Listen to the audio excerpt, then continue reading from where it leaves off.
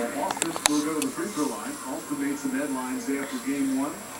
He talked about he felt he got out of Mr. Hiccups. Nelson playing his first game Oh, in 4 months. so furrowed. Recovering from the surgery on his shoulder. Played the entire second quarter. Austin did not have a good game one and said that was part of it.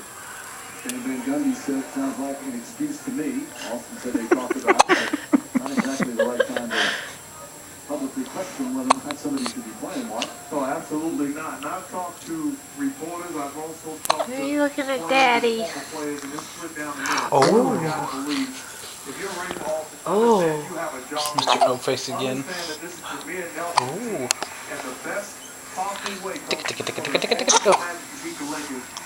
You filling up your diaper a little more? So there's no other all-star in the NBA where someone would question whether they should play or not. I mean, Jameer Nelson is an all-star player, and he needs to play healthy. Lewis was an all-star player, makes a nice play there. Stan Van Gundy did say after the game that I made a mistake leaving him in